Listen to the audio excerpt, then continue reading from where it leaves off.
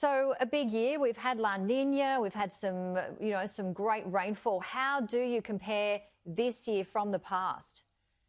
Yeah, so this year is going to be our biggest year ever in terms of the value of agricultural production. It's forecast to reach $66 billion, which is about 8% more than last year and about $5 billion higher than we've ever seen in the past.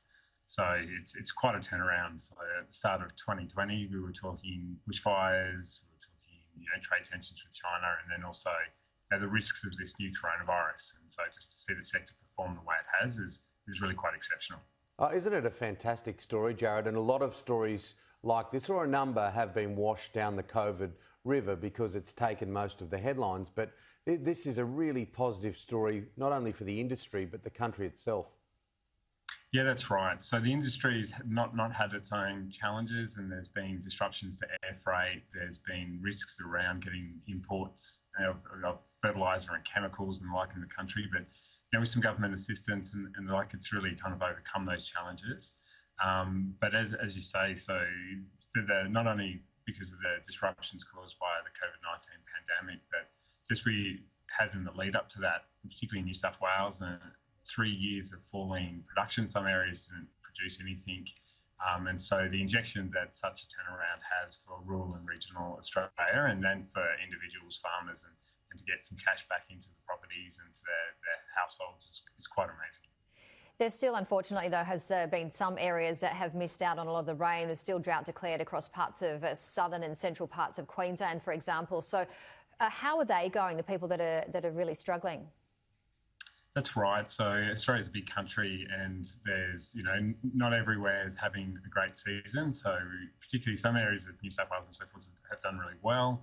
There's areas of southern Queensland and northern New South Wales where timing of rainfall has meant that summer crops either couldn't go in or really are underperforming compared to where they would like to be. We are still getting some production, but it's certainly a continued struggle in those areas. On the flip side of that, a lot of people have got rain that they haven't seen for a long, long time, and a lot of people have kept their farms, kept their jobs, kept their livelihoods because of what has gone down. Yeah, that's right. So when we look at farm cash incomes across the board, we've got a turnaround of about 18% up to close to $185,000 per farm. So that's a really good injection. Particularly, it's a high capital cost industry. If you're putting in a crop, you need to risk a lot of money to put the seed in the ground and the fertilisers and doing all that prep work.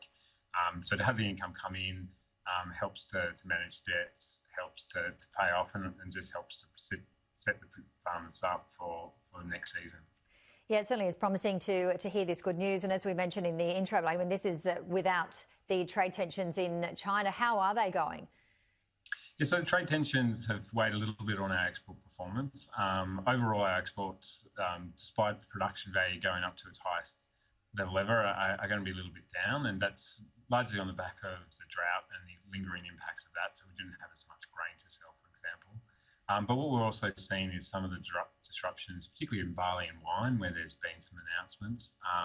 So barley, we're producing more. We'll still export, but it's likely that when we find other markets, and we seem to be doing so already, that the price that we receive in those markets is less than we would have got in China. So barley is trading at about a 20% loss compared to what it did. For wine, more recent announcements, and wines, there's much more specialised products to go into particular markets. China was offering great returns, great demand, and that's really dried up given those recent announcements. So the industry will have to adjust and try and find other markets. That's not easy. It's also not costless. And so when they look to find those markets, we expect there's going to be a bit of adjustment again. And that ultimately just means a lower price for wine grapes and for wineries and wine and so forth. Jared, appreciate you getting up nice and early for us today. In the main, some very, very good news. So enjoy the rest of your weekend. Thanks very much for having me. Happy to get up.